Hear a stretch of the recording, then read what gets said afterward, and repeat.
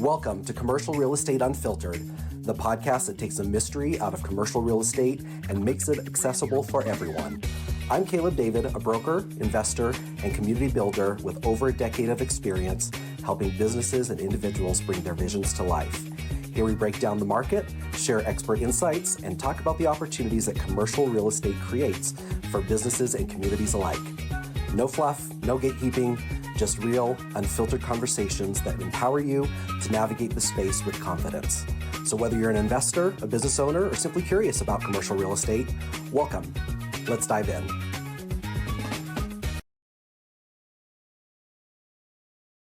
Welcome back, everyone, to Commercial Real Estate Unfiltered. And we're going to do things a little different today. We have no script. We have Dwan Bent-Twyford here with us, and I just had the honor of being on her podcast, the Dwanderful podcast, which just I heard has had 1 million downloads. And she is self-proclaimed a lot. And we had a great time on her podcast. So what I'm going to do is I'm not going to read an introduction. I'm going to let Dwan tell you herself who she is and what her deal is. Welcome. That's it. What's my deal? Caleb, thank you for having me on your show. You and I had such a blast over on my show. The most wonderful real estate podcast ever. Check out when his interview comes up because he was delightful. Oh, thank you. So basically, I've been real estate investing for about 35 years. I was married. I had a baby. When my baby was 8 months old, my husband and I went through a really unexpected breakup. And now I'm 30. I have an 8-month-old child. I have no job skills. Because in my 20s, it was the 80s, and I worked in nightclubs and partied and did drugs and all the things that you probably shouldn't do. I thought, wow, I always wanted to be like a Girl Scout mom, a homeroom mom. I wanted to do the field trip mom. And I thought, how am I going to do that if I have to go get a job? So a door opened for me to rehab a house. I knew nothing about rehabbing. I thought actually rehabbing was going to be decorating. It turns out rehabbing, decorating, not the same thing. And I found myself at Home Depot taking classes after classes. I rehabbed this house. I put it on the market. I made 22 grand. And I was like, that's it. I'm doing this for the rest of my life. And you flipped over 2,000 houses, is that right? I've done over 2,000 personal deals. Wow. Yeah, that's a lot. Wow, that is a lot. And I've been teaching. It's funny because when I went through my divorce, I lost my house in foreclosure. I had my car repossessed. Like I lost all my stuff. I had $75 in my pocket and a baby, and which obviously is the better end of the deal. But nobody came knocking on my door. Nobody helped me. Like none of that happened. And so when I met these guys, within the next few months, I was looking like, what can I do to work from home? And I met these two guys. Like, oh yeah, we fix up houses and we fix up cars and we'd sell them. And I was like, oh, I just went through a foreclosure. How hard could it be to fix up a house? I could do that and I could help somebody. And I knocked on doors with a baby hanging on my hip. This woman, Barbara, said, I'll work with you. And then after we started talking, I had to confess, okay, this is my first deal. I'm not really 100% sure what I'm doing, but I feel like we can help each other. Yeah. Okay. And we did a profit sharing. I made 2/3. She made 1/3. So she made 10. I made 22. And she made 11. And we were both like, oh, and I was like, wow, this is great. I just helped someone get out of a situation I just found myself in 6 months ago. Yeah. And that's where my kind of people before profits thing came from, because nobody came and knocked on my door and said, hey, I see you're in foreclosure. Hey, I could help you out. Yeah. I was just out there. Yeah. In the wind. And so you are also known as the queen of short sales. And talk to me a little bit about that and how you started in that, how you figured it out. And so I actually wrote the very first short sale, those home study programs. I wrote the first one for real estate investors. The first one. I trademarked it, copywrote it. I did all the stuff. So I can always say I did the first one. So I was rehabbing. So I would move into a rehab. I would fix it up.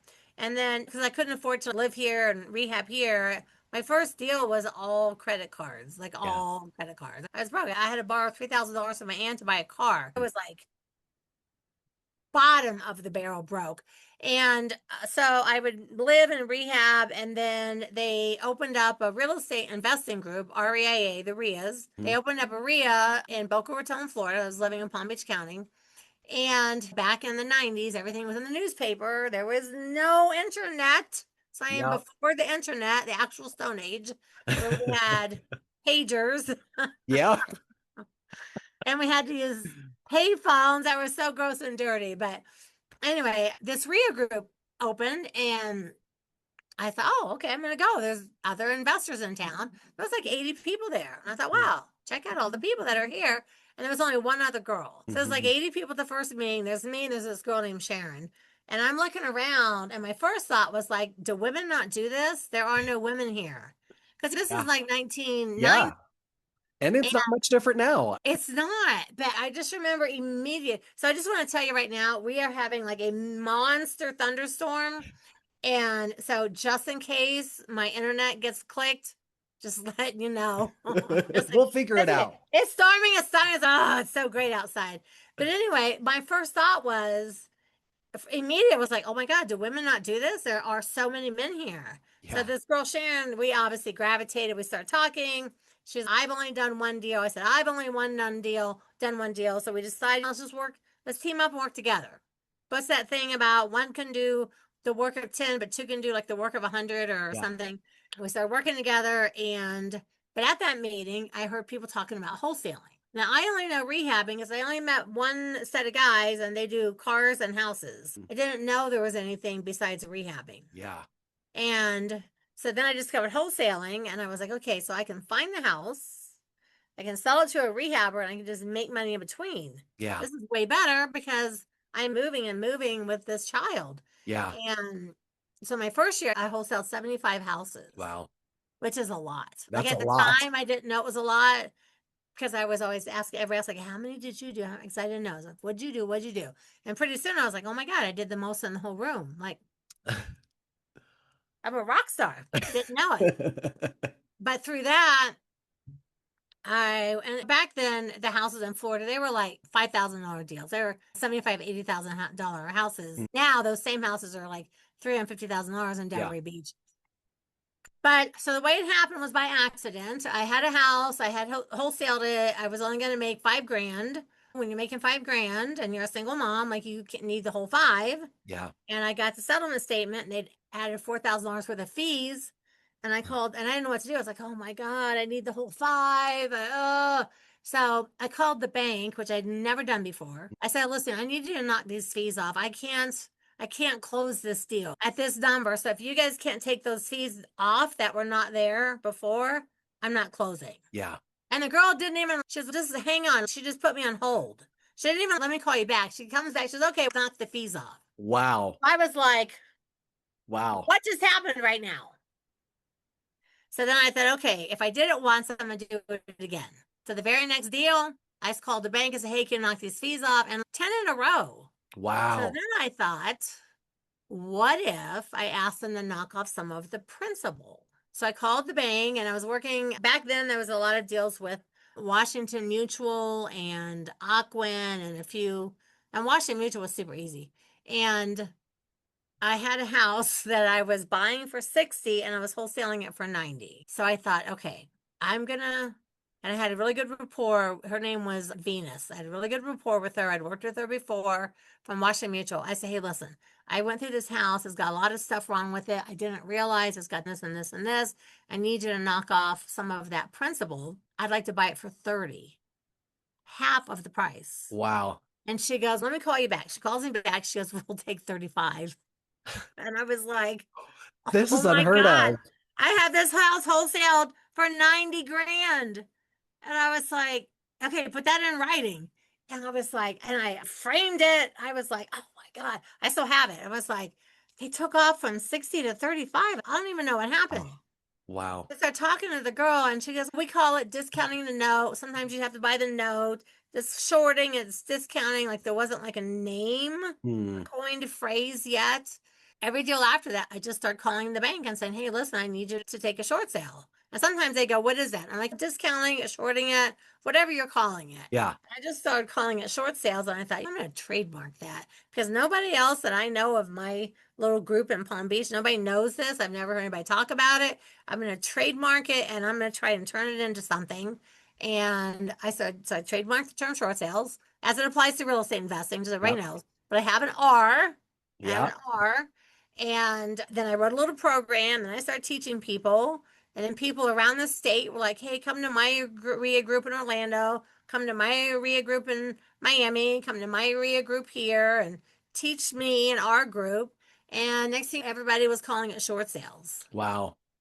Wow. And it was totally by accident. It was because of that $4,000. I had a meltdown about it. Yeah. And then I was like, I figure if they'll give a little, why not ask for more?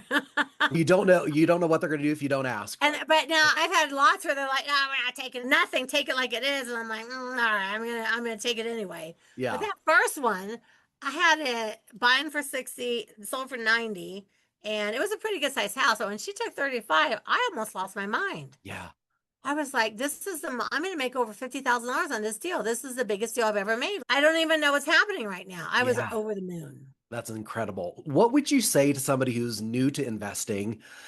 What are some of the challenges you faced? Obviously, you've mentioned some of those, but what's some advice you would give to somebody who's looking? I know you also now invest in commercial real estate. I do. But when you first started, like, what are some of the lessons that you learned from the get-go? I learned every single thing from the seat of my pants. There was that one RIA group, but there was nobody teaching. There was nobody training. There were no HGTV. There was no YouTube. There was nothing. Like everything I learned, and I always tell people, I'm like, listen, I said, learning by the seat of my pants was probably really good for me because I am one of these people that just assumes if I do it, I'm going to succeed. Yeah. My dad always told me, and my sister, you're made out of good stuff. Anything you want in life, you can do. You're a woman, you can do anything a man can do, you can make it happen. So it actually didn't occur to me that I wouldn't succeed. Yeah. But I was afraid because I didn't have any experience. I didn't have anyone to teach me. I'm not crazy about the seat of my pants type of learning. I like someone to show me, and if you show me one time, I can do it. Yeah. And also there were no women, so it really was a woman and a man's world still it is today, but it was bad back then and nobody took me serious and the guys were always hitting on me and instead of I'm like, listen, I just want to buy a house from you. Like seriously, I don't date investors, okay? That's my rule. I don't date investors ever. And so a lot of it was lack of knowledge. I'd say the main thing was lack of knowledge. Yeah. But in my shoes, if I had known what that first rehab was going to be like, I probably would have talked myself out of it thinking I don't know how to rehab. I thought I was going to decorate. So I literally had custom made blinds. Everything was mauve at that time. Yeah. I custom made blinds. I put in new carpet. I didn't know how to paint. I ordered furniture. The house was beautiful. And then I was like, God, the kitchen's yellow and the bathrooms are green and the floor is awful. It was linoleum. It was peeling. Yeah. And I went to Home Depot and I took a tile class and I tiled the kitchen and I took a class and I learned how to put in toilets. And at night when Ayla was sleeping, I was building cabinets and making screens and I feel like if someone had said you have to do all this stuff, I would have been like, yeah, no, I can't do that. Yeah. Yeah. But I think being naive was actually the best thing for me because I didn't know what I was getting into. Yeah. Yeah. But then I made 22 grand. I'm like, that's what people make in a whole year. I'm rich. Yeah. I'm doing this forever. And you've been doing this a long time. And I have. Who would have if someone would have told me all those years ago I'd still be doing this, and podcasting and writing books and speaking at these giant events, I'd be like, no, that's never going to be me. Yeah. What are some qualities do you think for someone who's getting into whether it be brokerage, investing, rehabbing, flipping houses, what are some qualities that are key that they have to be successful? I like one of the things that you said over here. I took notes on some of the things that you said to me. And I liked it when you said goals. That was one of the things I asked you, like an actionable tip for people. Yeah. And you said goals. And I meet people, I do a lot of workshops and I do a lot of mentoring and things. And I meet people and I go, oh, hey, I'm going to make $500,000 this year. And I go, oh, great. How are you going to make that happen? Yeah. And they go, I don't know. I'm going to go to this course. I'm going to go to that course. I'm going to work with this person. I'm going to work with that person. And nobody ever has a plan. Yeah. So when you said that on my podcast and when I asked you for an actionable tip and you said goals, I was like, you know what? That really is a good tip. Is if someone now, I'll say they want to buy a rehab. So how do you plan to get the house done? My husband and I are going to work on it on the weekends. And so you're going to work a full-time job, go on the weekends and be a weekend warrior. And how long do you think it's going to, oh, it'll only take us 2 months to get the house done. I'm like, okay, first of all, by the third weekend, you're going to be dead. You don't want to do it. You're going to skip weeks. It's going to drag on 4 or 5 months and you're going to, oh, I need to hire someone. And then by the time you make the extra mortgage payments and you hire someone, you could have just had someone fix it from the gate and been done in 30 days. Yeah. So people are super unrealistic. Yeah. It's harder than it looks. It's easy if you have a person like you or me to help. Yeah. But it's harder than it looks to someone that's just like, oh, I'm just going to jump into this. Yeah. And I just got lucky. I just got really lucky. I was handy. I'm always handy. And so that was an asset for me. And I wasn't afraid to do it once I was in it. But if I knew what I was doing first, I probably would have been afraid. Yeah. So there's definitely fear that's involved in taking that leap of faith. But also I hear you saying that people need to have realistic expectations and they need to have somebody that has done this before to mentor them and walk them through. It sounds like you didn't really have anybody to do that for you, so you had to mentor yourself. I didn't have anyone. And it's funny, I was only doing it for 2 years, but I was and again, we didn't have all the stuff that people have today. So I had to drive to the courthouse in West Palm Beach with my child. I had to write all the foreclosures by hand. Then I had to use that big map book and I had to map them out and I had to go door knocking. I had to talk to all the people. And so I learned how to talk to everybody and not to be shy and to be like, hey, I went through this. I believe I can help you, which is if you have been through something and you can share it with the people, they feel like they're not so alone. Yeah. Because when you're in foreclosure, you're like, okay, I'm such a loser. Yeah. Yeah. Because nobody grows up and goes, oh my God, when I grow up, I want to be in foreclosure. That would be so great. Yeah. So learning, and now people, but here's the other side. As there's so many things on internet and there's so many shiny objects and there's so many that people don't know where to start because there's too many choices. Yeah. Yeah. And that's a big thing. Everybody wants the shiny object. Oh, buy my program and you can print checks while you're sleeping. It's okay, but that doesn't work for anybody. No, I agree. I agree. And the person selling it wouldn't even be selling it. Yeah. They'd be printing checks while they sleep. Yeah. Yeah. So there's too much misinformation now, which makes it scary for people. There's too many choices of people. Yeah. And like I said to you earlier, I said, find someone where you feel like your moral compass aligns. Yeah. And that's who you need to work with. And then you need to stay with one person. Yeah. If they're working with you in commercial, I need to stay with you. Yeah. Because you're going to say, this one's going to say that. This one's going to say that. Then people don't know. So they take a piece of this, a piece of this, a piece of this. And now they're trying to reinvent a wheel that's clearly already made. Yeah. And working for millions of years. Yeah. And they try to reinvent the wheel and then they fail. Yeah. I'm curious. I want to talk about the teaching that you provide, but before we do that, you said something about how you used to prospect. You would handwrite the things, you'd go to the courthouse, map it out. How do you prospect now? Honestly, now I do the same thing whenever, now my husband and I, so we still do, we still go door knocking, not as much. Right now we're really busy with our commercial project, but up until a couple years ago, I would still go door knocking. I like to do it. I really like to do it. I'm really comfortable. And I know that people, when they see you, all these women just fall in my arms crying. They need help. They really do. And people don't want to see people face to face. Yeah. They want to email, they want to text, they want to whatever. I'm like, no, I'm going to go talk to people because that's what people need. So now, obviously, we can work in like Denver County and all these different counties. Everything's online. Every single foreclosure, every sale date, everything's online. So sometimes I'll door knock. I find a lot of people through social media. You can find almost every single person on Facebook and write them a message and say, hey, I get what you're going through. It happened to me too. How can I help you? Yeah. We mail postcards. We do ads. Like we do all of the things. Yeah.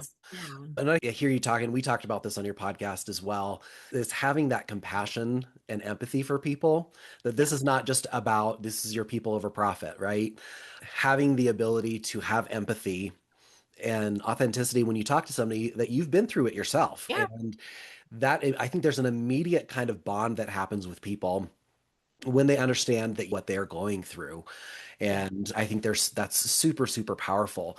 Let's talk about you've been in commercial real estate investing for the past 5 years.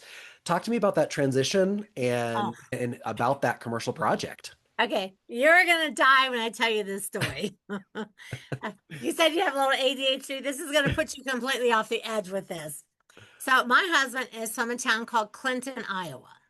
So Clinton, Iowa is, I know, and it's on the Mississippi River. Okay. So all along the river, they have all these little towns that used to be like the place to go, the downtowns. And then they started out here, they started putting the casinos and the Walmarts and the restaurants and everyone like abandoned the downtown. Mhm. So all along these little river towns, they all have some sort of a downtown partnership alliance or beautification or something to try to bring these downtowns like back. Yeah. And I'm sure you've been to little towns and you get there and you're like, oh my gosh, this is the cutest town in the Yeah. world. People are shopping and eating and antiquing, and they're doing all of these things because some people bought a building here, someone bought a building there, and people open businesses and restaurants. And Yeah. so Bill and I had done a couple, and when I was in Delray Beach, maybe, so I've been married 3 years now. So like before that, they were doing, in some of the areas, they were taking the old houses and selling them like commercial. So I had bought a few of those for my offices. I had a RIA group at an office. I had a magazine, stuff like that.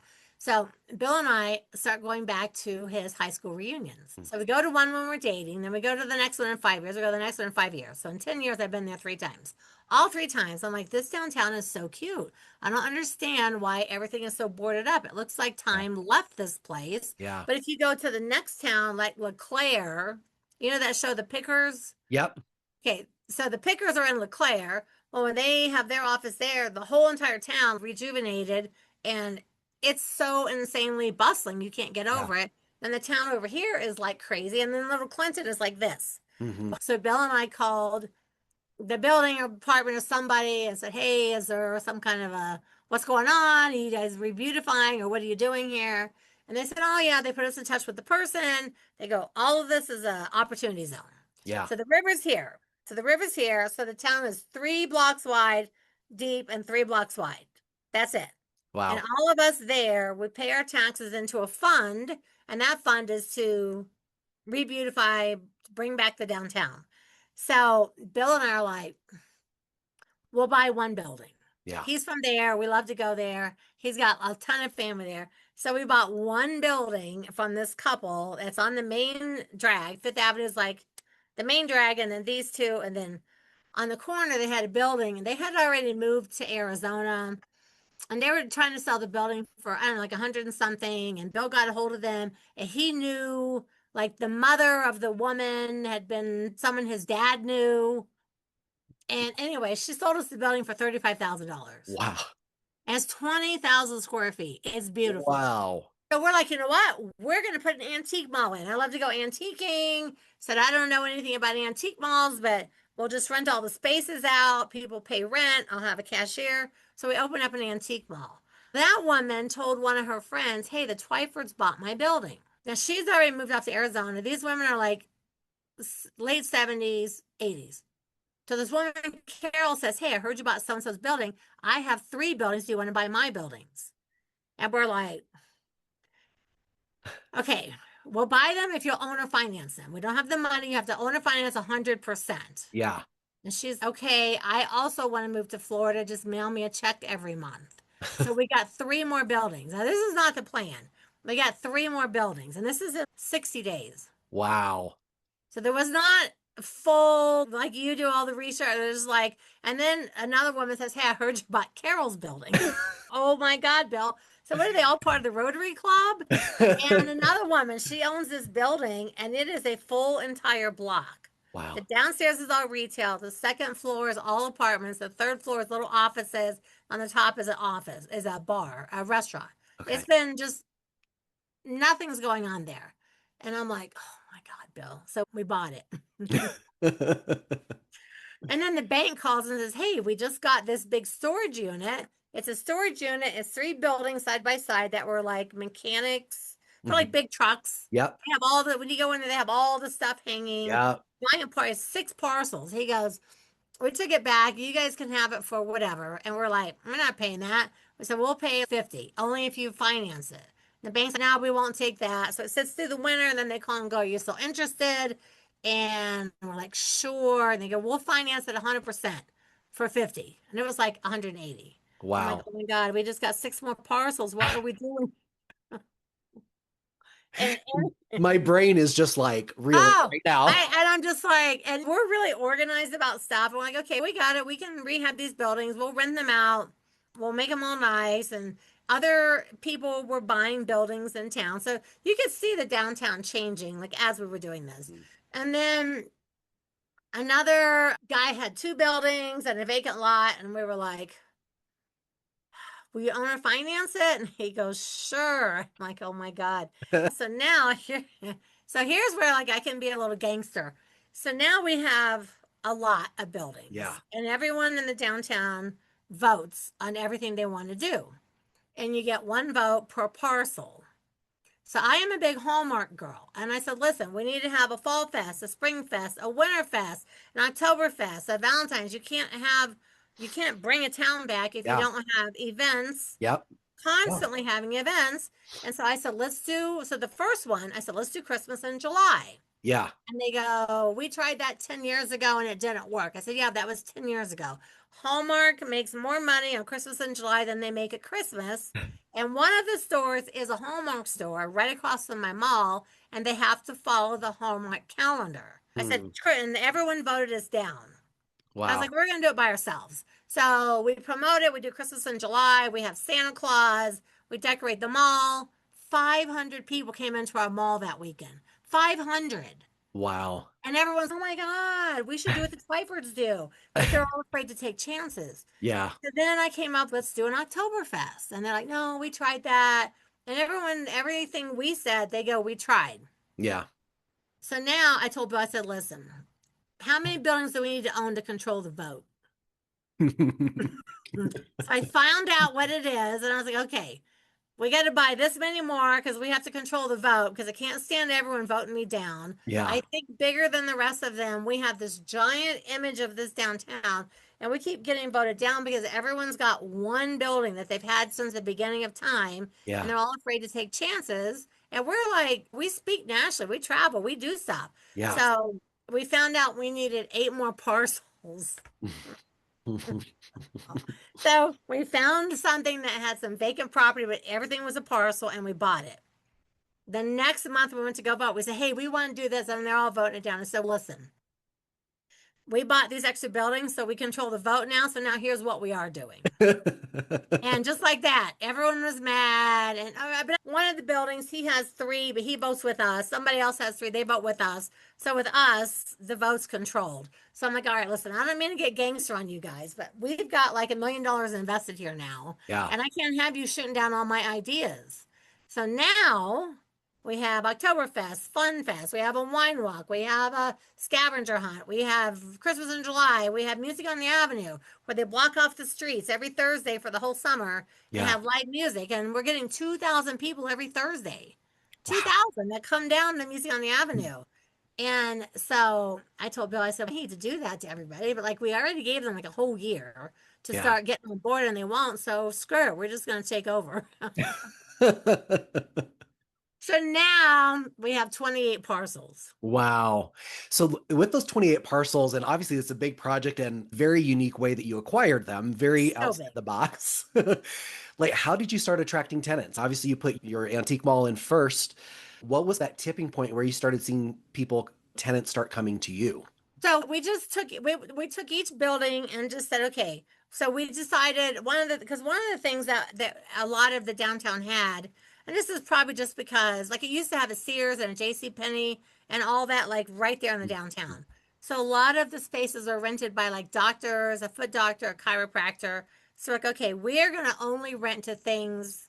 If you have enough going on in a little town, people will come. Like we could have 10 antique malls and it wouldn't, they don't overlap. People will come and go antiquing, but then they need to eat and they want to get a drink and they need to shop and they want clothes. And so we just said every space as we finish it, we're going to rent it to something that will bring people down. Yeah. Yeah. And then, and one of the buildings we bought had a foot doctor in it, and another doctor wanted to rent it. We're like, no doctors on Fifth Avenue, nobody. And we had people ask, we're like, no, unless you have a restaurant or something that people could come to, we're not renting any of our spaces. Yeah. But some other people started taking that mindset as well. So now almost the whole downtown is busy and like hundreds of people are coming down. There's an event like every 3 weeks or some kind of an event down there. The music on the avenue, which is live music, it's 10 weeks in a row and they just block it off and it's right here and they have a classic car show and all this stuff. But like 2,000 people every Thursday come Yeah. down and they're downtown. Yeah. Yeah. And the property values have already gone up 45% since we bought our buildings. Wow. So how So did you handle with tenants that were coming in? Obviously, like doing a restaurant, a foot doctor into a restaurant. There's some plumbing probably that's already there, but how did you structure deals? Like as far as tenant improvements go, what was your strategy there? Well, it just depends. Like we had a woman that wanted to put in a beauty shop and she rented in the one building, it's like a block long. She rented like a very big section. And she's all put in. So she said she would remodel it herself.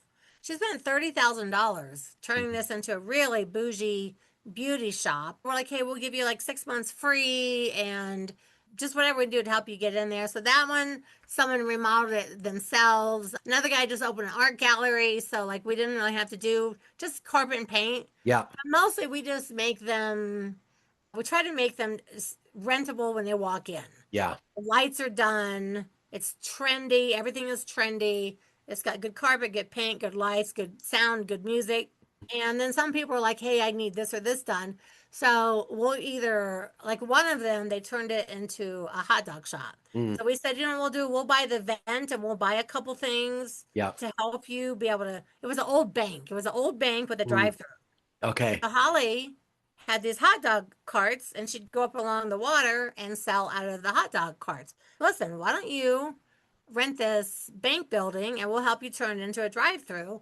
And she did it right at the beginning of COVID. So Mm. she had Ah. cars around the block. They had to have the police there every day to direct traffic.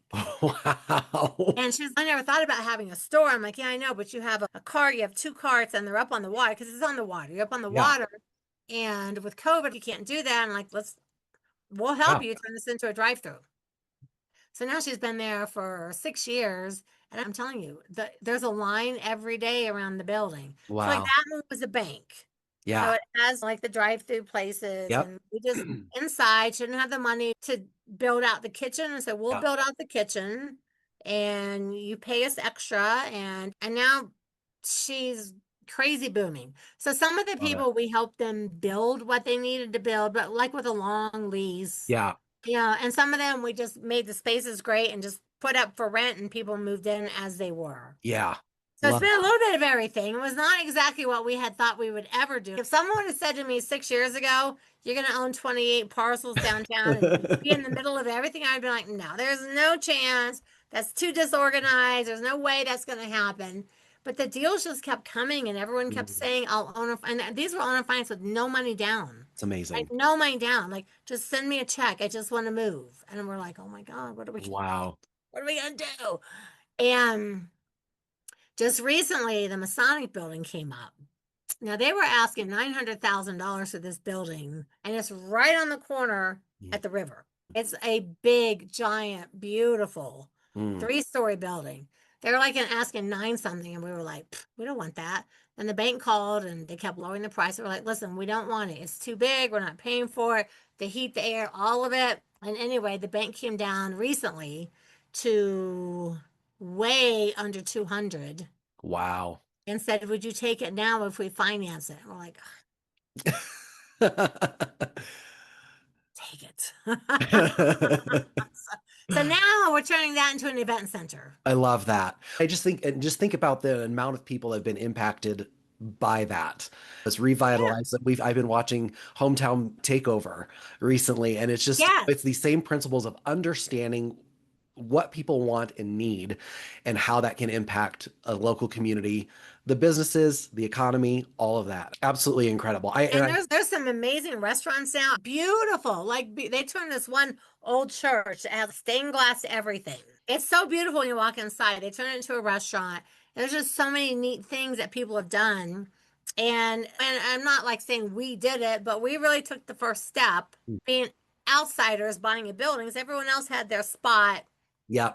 for 100 years. But in between this building, there's 5 boarded up windows to the next spot. And so nobody wants to walk around town like that. And it doesn't feel safe at night. Now I think there's maybe 2 vacant spots in the downtown. Everything's full. Wow. And it's busy. And they do these wine walks and these consignment crawls and all these crazy things that they do.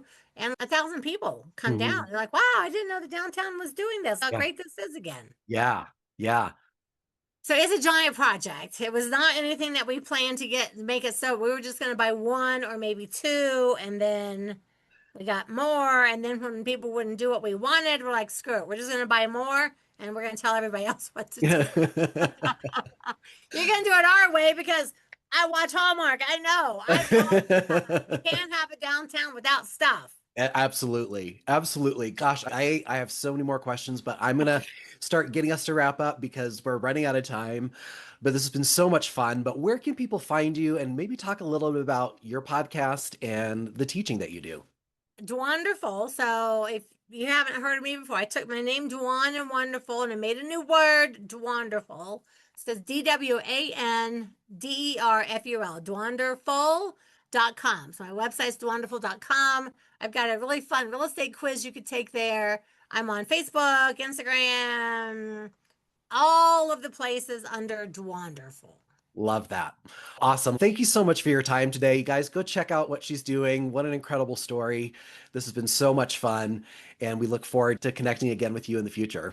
Thank you for having me on. Thank you guys for listening. Thanks for listening, everyone. Have a great day. That's a wrap on this episode of Commercial Real Estate Unfiltered. I hope you found value in today's conversation and feel more confident about navigating the world of commercial real estate. If you enjoyed the episode, be sure to subscribe, leave a review, and share it with somebody who could benefit from these insights. You can connect with me, Caleb David, and the team at David Commercial Real Estate. Just check the show notes for more information. Thanks for listening, and remember, creating space is more than just real estate. It's about building community. See you next time.